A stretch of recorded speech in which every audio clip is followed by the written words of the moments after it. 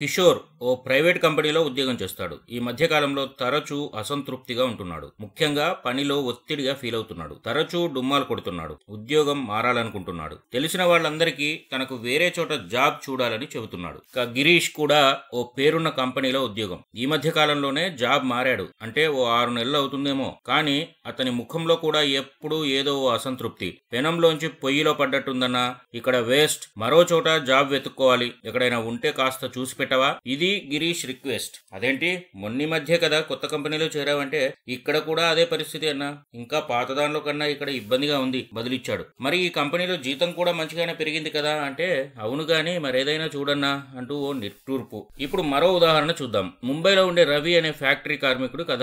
రవి వారానికి 6 రోజులు, రోజుకు 12 గంటలు పనిచేస్తాడు. అయినప్పటికీ అతను తన కుటుంబానికి తగినంత ఆదాయం సంపాదించలేకపోతున్నాడు. నా కుటుంబ అవసరాలు తీర్చడానికి తగినంత డబ్బుంటే ఆ ఫ్యాక్టరీలో ఇంకొక రోజు కూడా పనిచేయను అని రవి చెప్తాడు. వాస్తవానికి పై ముగ్గురి ఆలోచన ఒకటే. మొదటి ఇద్దరు అసలు మనసులో ఉన్న విషయాన్ని దాచేసి పైకి చెప్పారు. రవి మాత్రం నిర్మోహమాటంగా అసలు విషయం చెప్పేశాడు. దేశంలో నెలవారీ జీతానికి ఉద్యోగం చేస్తున్న వేల మంది, లక్షల మంది ఆలోచనను ఈ ముగ్గురి ఆలోచనలు ప్రస్ఫుటిస్తున్నాయి. ఉద్యోగం పట్ల వాళ్ళ అసంతృప్తి ప్రతిబింబిస్తోంది. Professional social media network LinkedIn లో సరిగ్గా ఇలాంటి ఉద్యోగుల ఆలోచనలు అద్దంలో చూపించినట్లు రాశారు ఓ బిజినెస్ మెన్ శాంతను దేశ్పాండే. ఈయన దేశంలోని ప్రముఖ ఆన్లైన్ ఈ-కామర్స్ సంస్థ బాంబే షేవింగ్ కంపెనీ సీఈఓ. ఆయన నిర్మోహమాటంగా చేసిన ఒక పోస్ట్ తీవ్రంగా ట్రెండింగ్ అవుతోంది. దేశంలోని ఉద్యోగుల అసంతృప్తికి సంబంధించిన చేదు వాస్తవాలను ఆయన పోస్ట్ బయట పెట్టిందన్న వాదనలు వినిపిస్తున్నాయి. అయితే ఈ పరిస్థితులకు అసలు కారణం ఏంటి? వాస్తవ పని విధానమేనా?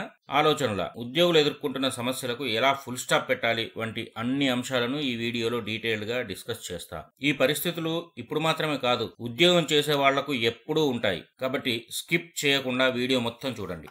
ఆర్థిక అవసరాలు తీరితే భారతీయులలో 99% మంది నెక్స్ట్ డే అంటే రాత్రికి రాత్రే ఉద్యోగాలు తమ ఉద్యోగానికి పోరు. కార్మికులు పనిచేయడం మానేస్తారు అన్నది శాంతను దేశ్పాండే పోస్ట్ పూర్తి సారాంశం. ఆయన చేసిన ఈ కామెంట్ భారతదేశంలో పని విధానంతో పాటు డబ్బు విషయంలో అసమానతలు, అలాగే ఉద్యోగుల మైండ్ సెట్ మీద, సాంప్రదాయాల మీద దేశవ్యాప్తంగా చర్చకు నాంది పలికింది. తన లింక్డ్ఇన్ పోస్ట్ లో దేశ్పాండే వివిధ రంగాల్లోని ఉద్యోగుల్లో కనిపించే అసంతృప్తిని గురించి విశ్లేషించారు. ఈ చర్చ ఉద్యోగ అనుభవాలను మాత్రమే కాకుండా అనేక మంది ఆలోచనలు ప్రతిబింబిస్తోంది. భారతదేశంలో ఉద్యోగ విధానానికి, అలాగే దాన్ని కొనసాగించే వ్యవస్థీకృత అసమానతలకు సంబంధించి ప్రాథమిక అంశాలను ప్రశ్నించేలా ఉంది. ఉద్యోగ అసంతృప్తి భారత్లో ఒక సవాల్. దేశ్పాండే పేర్కొన్న అసంతృప్తి అన్ని రంగాలు, అన్ని రకాల ఉద్యోగాలకు వర్తించేలా ఉంది. బ్లూ కాలర్ కార్మికుల నుంచి మొదలుకొంటే ప్రభుత్వ ఉద్యోగుల దాకా, గిగ్ వర్కర్ల నుంచి ఇన్సూరెన్స్ సేల్స్ మెన్ వరకు, బ్యాంకుల నుంచి చిన్న వ్యాపార యజమానులు, స్టార్టప్ల వరకు అదే కథ అని ఆయన పోస్ట్ లో రాసుకొచ్చారు. విశ్లేషణ: ఉద్యోగం ఎందుకు అవసరం? ఉద్యోగం చేస్తున్న వాళ్ళలో ఎక్కువ మందికి పని అనేది ఒక అవసరం. ఇది వ్యక్తిగత అభివృద్ధి లేదా సంతోషానికి మార్గం కాకపోయినా కేవలం కుటుంబాల పోషణ కోసం, ఆర్థిక అవసరాలను తీర్చుకోవడానికే తప్పనిసరి అవుతుంది. ఇది పని ప్రదేశాల్లో సంతృప్తి లేకపోయినా ఉద్యోగాన్ని ఒక బలవంతపు అనివార్యంగా మార్చింది. ఎవరిని కదిలించినా పనిలో చాలా మందికి సంతోషం లేదని చెబుతారు. ఉద్యోగ సంస్కృతిలో డాంగ్లింగ్ క్యారెట్ వ్యవస్థ.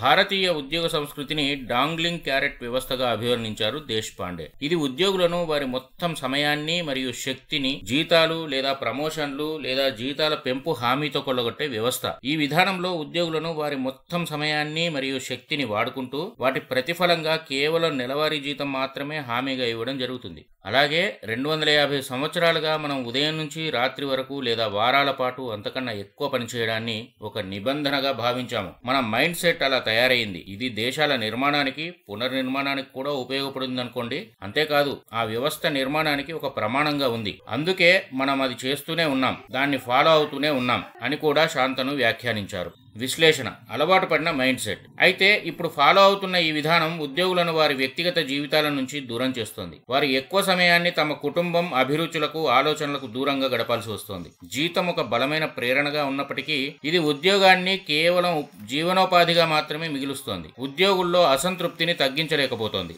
డబ్బు అసమానత ఒక భయంకరమైన వాస్తవం. ఇతర సమస్యలతో పాటు భారతదేశంలో డబ్బు అసమానత ఒక పెద్ద సమస్యగా ఉంది. దేశ్పాండే మాటల్లో చూస్తే భారతదేశం మొత్తం సంపదలో 18% కేవలం 2000 కుటుంబాల దగ్గరే ఉంది. కానీ వాళ్ళు మాత్రం 1.8% కంటే తక్కువ పన్ను చెల్లిస్తున్నారు. సంపద అనుభవిస్తున్నది వాళ్ళు, పన్నులు చెల్లిస్తున్నది మాత్రం ఉద్యోగులు. ఇది భారతదేశ ఆర్థిక వ్యవస్థలో అసమానతలతో కూడిన అన్యాయాన్ని ప్రశ్నించే పరిస్థితిని కలిగించింది. విశ్లేషణ: అందని ద్రాక్షగా కలలు. భారత్లో ఈ అసమానత ఒక పెద్ద సవాల్. ఒక పరిమిత వర్గానికి మాత్రమే పూర్తి స్థాయిలో అవకాశాలను కల్పిస్తోంది. సంపద పంపిణీ సమానంగా లేనందువల్ల ఎక్కువ శాతం ప్రజలు తక్కువ వనరులు మరియు అవకాశాలతో జీవించాల్సి వస్తోంది. కష్టపడండి మరియు పైకి ఎదగండి అనే వాదన ఈ పరిస్థితుల్లో చాలా మందికి అందని కలగా మారుతోంది. ఈ ధనిక కుటుంబాలు సాధించిన ఆధిపత్యం వారసత్వంపై ఆధారపడి ఉంటుంది. కానీ సామాన్య ఉద్యోగులు ఆర్థిక ఆత్మవిశ్వాసం పొందడం చాలా కష్టమైన పనిగా మారింది. ఉద్యోగుల నుంచి రియాక్షన్స్: దేశపాండే సోషల్ మీడియా పోస్ట్కు చాలా రకాలుగా ఉద్యోగులు రెస్పాండ్ అయ్యారు. కొందరు పని చేయడం వ్యాపకంగా ఉంటుందని, మన మనోస్థైర్యాన్ని మెరుగుపరుస్తుందని పేర్కొన్నారు. పని లేకుండే ప్రజలు కేవలం స్మార్ట్ ఫోన్లో సోషల్ మీడియాను, రీల్స్, షార్ట్స్ను స్క్రోల్ చేయడం మాత్రమే చేస్తారని ఇంకొకరు వ్యాఖ్యానించారు. గిగ్ రంగం అసంతృప్తికి ఒక ఉదాహరణ. భారతదేశ గిగ్ రంగంలో పనిచేసే కార్మికులను ఈ అసంతృప్తికి ఒక మంచి ఉదాహరణగా చెప్పుకోవచ్చు. డెలివరీ ఉద్యోగులు, రైడ్ షేర్ డ్రైవర్లు వంటి గిగ్ వర్కర్లు ఎక్కువ గంటలు పనిచేయాల్సి వస్తోంది. గిగ్ రంగంలో పనిచేసే కార్మికుల సమస్యలను విశ్లేషిస్తే ఈ ఉద్యోగాలు స్వేచ్ఛగా ఉంటాయి, కానీ అదే సమయంలో ఆర్థిక భద్రతను దూరం చేస్తాయి. వారికి నిర్దిష్టమైన ఆదాయం లేకపోవడం, అలాగే ఉద్యోగ భద్రత తక్కువగా ఉండడం వంటి సమస్యలను అనుభవిస్తున్నారు. విశ్లేషణ: మిగతా ఉద్యోగులది అదే దుస్థితి. అయితే గిగ్ వర్కర్లే కాదు, సురక్షితమైన మరియు స్థిరమైన ఉద్యోగాలుగా భావించబడే ప్రభుత్వ ఉద్యోగాలు, కార్పొరేట్ ప్రైవేట్ ఉద్యోగాలు కూడా అసంతృప్తికి అతీతం కావు. అక్కడ కూడా బ్యూరోక్రటిక్ నిర్లక్ష్యతలు, పరిమిత ఉద్యోగ అభివృద్ధి అవకాశాలు మరియు కఠినమైన సామాజిక వ్యవస్థల కారణంగా ఎక్కువ మంది సంతృప్తిగా ఉంటున్నారు. పని సంస్కృతిని మార్చడం సమీకృత ప్రయత్నం. ధనికులు అలాగే అధికార స్థాయిలో ఉన్నవారు కింది స్థాయి, చిన్న స్థాయి ఉద్యోగులు, వర్కర్ల పట్ల సానుభూతి, సామాజిక బాధ్యతతో వ్యవహరించాల్సిన అవసరం ఉంది. జీవితం చాలా కఠినమైనది. తమ భుజస్కంధాలపై బాధ్యతల భారాన్ని మోస్తూ అనివార్యంగా ఉద్యోగం చేస్తూ జీవనం సాగించే వాళ్లను గుర్తించండి. మీరు అదృష్టవంతులైతే ఇతరులకు సహాయం చేయండి. సహాయం మీ సామాజిక బాధ్యత కాదంటారా? విశ్లేషణ: సామాజిక ఉద్యమంగా చేయాలి. అయితే ఈ సమస్యలు కేవలం వ్యక్తిగత చర్యల ద్వారా పరిష్కరించబడవు. సమీకృత సమాజ చర్యలు మరియు విధాన మార్పుల ద్వారా మాత్రమే ఈ పని సంస్కృతిని మెరుగుపరచగలం. తగిన విధానాలు, పన్ను సమానత, ఉద్యోగుల సంక్షేమాన్ని ప్రోత్సహించే విధంగా ప్రణాళికలు అమలు చేయడం అవసరం. ఇది పని సంస్కృతిలోని సమస్యలను పరిష్కరించడంలో నైతికత మరియు సానుభూతి ప్రాముఖ్యతను గుర్తు చేస్తుంది. సంపద సృష్టికర్తలు, యజమానుల పాత్ర. శాంతను అభిమతం ప్రకారం కంపెనీల యజమానులు ఆర్థిక వ్యవస్థను ప్రభావితం చేస్తున్న వాళ్ళు తమ ఉద్యోగుల పట్ల కష్టపడండి, పైకి ఎదగండి అనే సిస్టమ్ను డెవలప్ చేయాల్సిన అవసరం ఉంది. ప్రతి ఎంప్లాయర్ నిజాయితీగా తమ ఉద్యోగులకు ఇలాంటి ప్రోత్సాహకాలు అందిస్తే, అమలు చేస్తే అటు ఉద్యోగులకు ఇటు సంస్థకు కూడా ప్రయోజనకరంగా ఉంటుంది. ఉద్యోగం కేవలం అవసరంగా మాత్రమే కాకుండా వ్యక్తిగత మరియు సామాజిక అభివృద్ధికి మూలంగా ఉండే క్రొత్త దృక్పథాన్ని తీసుకురావచ్చు. విశ్లేషణ: ఎంప్లాయర్స్ పాత్ర. ఉద్యోగాలిచ్చే ఎంప్లాయర్స్ ఈ సిస్టమ్ను ఫాలో కావాల్సిన అవసరం ఉంది. ఉద్యోగుల సంక్షేమం ప్రధానంగా ఉండేలా ఆఫీసులో వాతావరణం రూపొందించడం, అనుకూలమైన పని గంటలు, మానసిక ఆరోగ్యానికి సపోర్ట్ చేయడం మరియు ప్రొఫెషనల్ డెవలప్మెంట్ అవకాశాలను అందించడం ద్వారా ఉద్యోగుల్లో సంతృప్తిని గణనీయంగా మెరుగుపరచవచ్చు. సమానత కలిగిన వ్యవస్థ వైపు. సంపద అసమానత వంటి వ్యవస్థీకృత సమస్యలను పరిష్కరించడానికి సామాజిక కృషి అవసరం. న్యాయమైన పన్నుల విధానం, సంపద పునర్వితరణ, అలాగే యూనివర్సల్ బేసిక్ ఇన్కమ్ వంటి విధానాలు సమానమైన సమాజాన్ని సృష్టించడానికి సహాయపడతాయి. విశ్లేషణ: స్వతంత్ర ఆలోచనలు. ఇలాంటి పరిస్థితులు కల్పించడం ద్వారా ఉద్యోగులు తమ అభిరుచులకు మరియు నైపుణ్యాలకు అనుకూలమైన ఉద్యోగాలను వెతుక్కోవడానికి అవకాశం కల్పిస్తుంది. సృజనాత్మకత, విమర్శనాత్మక ఆలోచనలు మరియు వ్యాపార ఆవిష్కరణలను ప్రోత్సహించడం ద్వారా వచ్చే తరాల వారికి అర్థవంతమైన ఉద్యోగాలను ఎంపిక చేసుకునే శక్తిని కూడా కలిగిస్తాయి. సమాజ సేవగా భావించే వర్గం. ఇప్పటిదాకా చెప్పుకున్న ఉద్యోగులకు భిన్నంగా మరికొన్ని వృత్తుల్లో స్థిరపడిన వాళ్ళు సేవలందిస్తున్నారు. అయితే వాళ్ళు తమ ఉద్యోగాన్ని జీతం కోసం మాత్రమే కాకుండా సామాజిక సేవగా భావిస్తారు.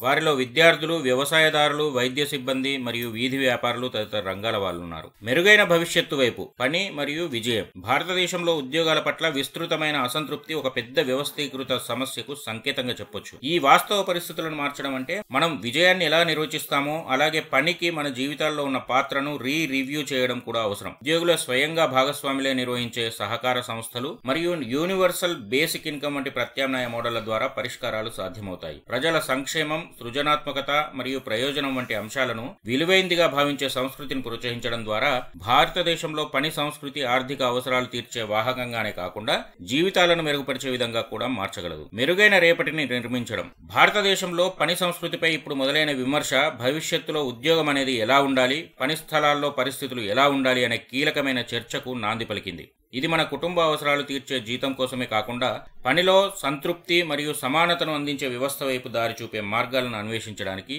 ప్రోత్సాహం అందిస్తుంది. అయితే ఈ సమస్యలకు పరిష్కారాలను వ్యక్తిగతంగా ప్రయత్నించడం అంత సులభం కాదు. కానీ సామాజికంగా మార్పును తీసుకురావడం అత్యవసరం. మెరుగైన సమాజం కోసం సమిష్టిగా కృషి చేయాల్సిన అవసరం ఉంది. మీరు మీ ఉద్యోగంపై విరక్తి చెందితే దాన్ని మార్చడానికి మీరు ఏం చేయగలరు అనే ప్రశ్న మాత్రమే కాదు, అలాంటి పరిస్థితులు మార్చడానికి సమూహంగా సంఘటితంగా ఏం చేయగలవన్నది కూడా విశ్లేషించుకోవాలి.